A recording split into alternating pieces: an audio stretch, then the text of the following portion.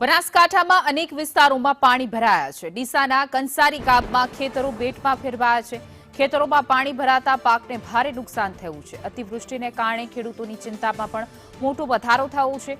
પાક નુકસાન અંગે વહેલી તકે સર્વે કરવાની માંગ પણ કરવામાં આવી રહી છે। પ્રભાવિત ખેડૂતોએ સરકાર પાસે સહાયની માંગ કરી છે। વરસાદી પાણીના કારણે ખેડૂતોની મહેનત પાણીમાં ગઈ છે।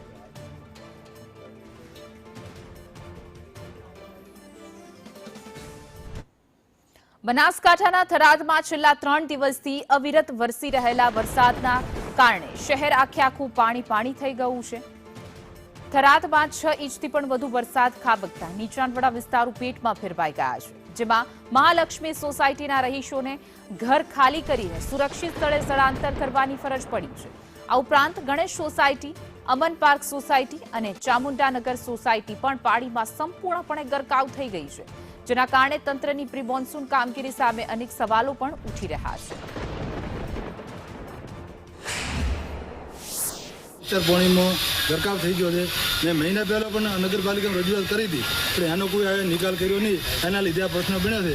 તો એની જો ધારો કે મહિના પહેલો અહીંયા નિકાલ કર્યો તો આ પ્રશ્ન તો જ નહીં, અને આ 2015થી આનો પ્રશ્ન છે, અને 2-3 વખત રજૂઆત કરવામાં કોઈ અભરતું નથી, એના લીધે આ પ્રશ્ન છે, અને આખો વિસ્તાર જે પાણીમાં છે। સોસાયટીમાં ચારે બાજુ પાણી દેખાઈ રહ્યું છે તમને।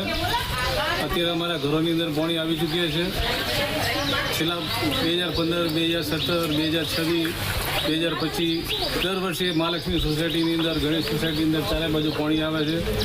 આજ સુધી કોઈ નિકાલ થતો નથી। અમારી સરકારને, નગરપાલિકાને એટલી વિનંતી છે કે તાત્કાલિક એનો નિકાલ કરવો જોઈએ। થરાદ વિસ્તારમાં ચામુંડાનગર મારું છે, અને પાછળના ભાગમાં એક્શનની પાછળના ભાગમાં બહુ પાણી ભરાણું છે। રસ્તો બ્લોક છે, અને આ બાજુ પણ રસ્તો બ્લોક છે। કંઈ અમારે જવા આવવાની વ્યવસ્થા નથી, અને અમારી વ્યવસ્થા કરો। અને આ બધો રોડ બધો ખરાબ છે, પાણી બહુ ભરાય છે, ઘરમાં પાણી ભરાય, બાળ બચ્ચા હેરાન થાય છે। અમે કેવી રીતે બહાર નીકળીએ?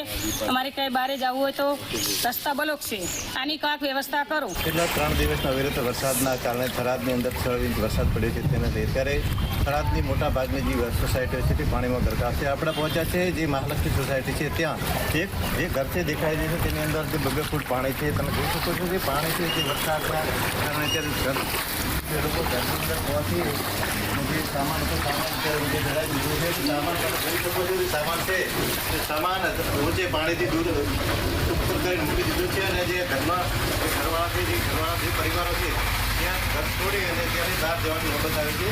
આના કારણે જે અત્યારે જે નગરપાલિકાની જે કામગીરી છે માત્ર ને માત્ર કાગળ પર જોવા મળી છે, તેઓ અત્યારે આના ઉપર સાબિત થાય છે। તે જોઈ શકો છો કે આ જે મકાન છે, મકાનની અંદર 2 ફૂટ પાણી છે, તેના કારણે અત્યારે પરિવારજનોમાં ભારે મુશ્કેલી થઈ છે। અને અત્યારે જે ગામજનો રોષ છે કે અત્યારે જે ચોમાસાની કામગીરી કોઈ નગરપાલિકા થઈ નથી, તેના લીધે અત્યારે નગરપાલિકાઓ ગંભીર આક્ષેપ